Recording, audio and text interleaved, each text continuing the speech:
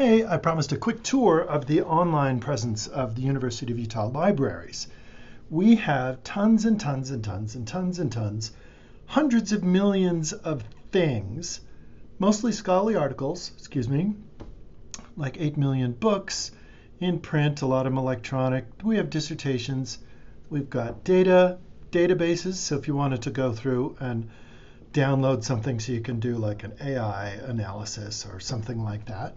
We've got article databases, we've got newspaper databases. It's just like all sorts of stuff. So what I'm going to do is show you what I call the big four. And then as we move into our semester and into your academic career, we'll touch base again and again as I send out videos of like new things happening. But you can reach out to me at any time at dale.larson@Utah, not Utah, oh Lord, Utah edu. Now I got to finish it. Okay, the big four. The first one is the main search interface. This is a discovery tool that has a lot of stuff, and there's a lot of disciplinary, college, university overlap. So there's medicine in here, as well as communication, as well as humanities, as well as et cetera, et cetera, et cetera. So all you have to do is type in words. It doesn't have an AI interface, but they're developing one. But you could pretend it was and say rhetoric, society, policy, homelessness. You could just throw out a word salad like that. And it's intended to give you some good stuff. It's kind of limited. So for what it's worth, you can use AI to help you develop keywords. But you can also go into advanced catalog search and do some more focused rhetoric or speech or narrative. And you could think of, so like when you go to AI, it's looking at the words that have those other words in close proximity or synonyms or related terms, rhetoric or speech or narrative.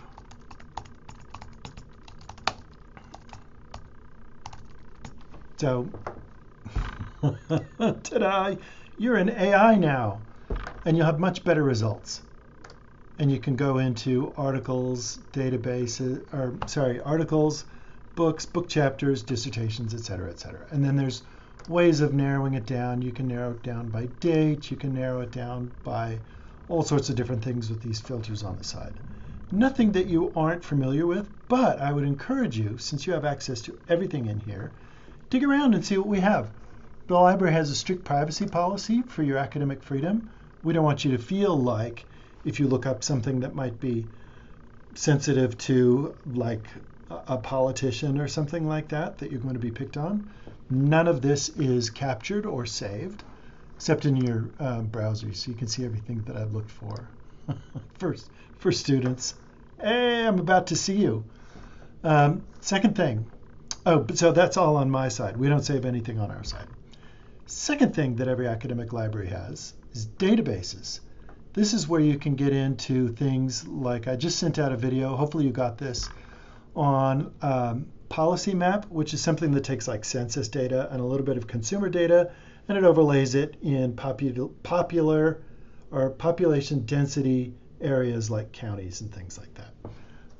So there's fun to play with databases, and then there's databases where we're just looking at articles. So for example, here's all the disciplines. These are major disciplines, but you could go to communication and you could see what database the communication librarian recommends. But you can also go by type, and oh look, they have a data one. Neat. I mean, like everything's a database. At any rate, we're finding our way as AI comes along, as there's new interfaces and things like that. So databases, you have access to those if you like Google Scholar.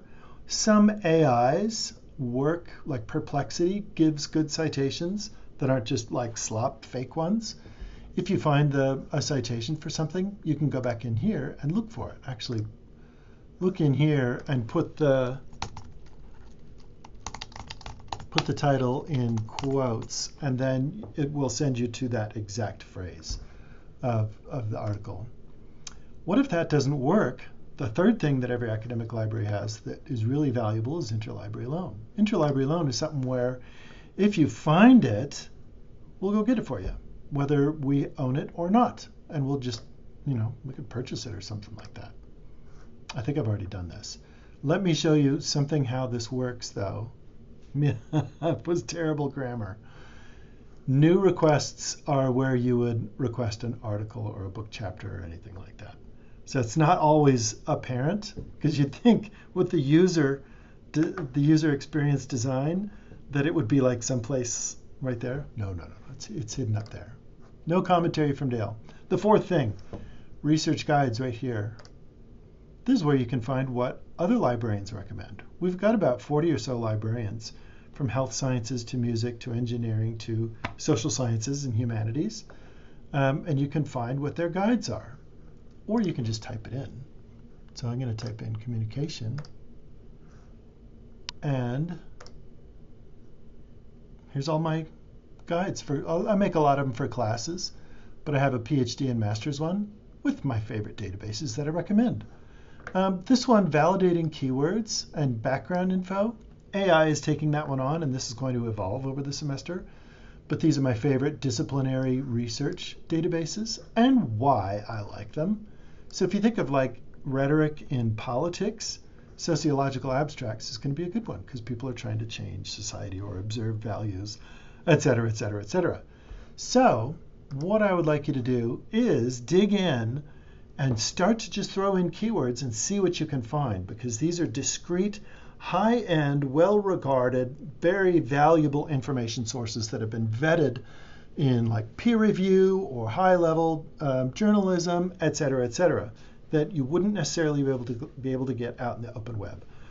So dig around and see what you can find, and I will see you hopefully sooner than later.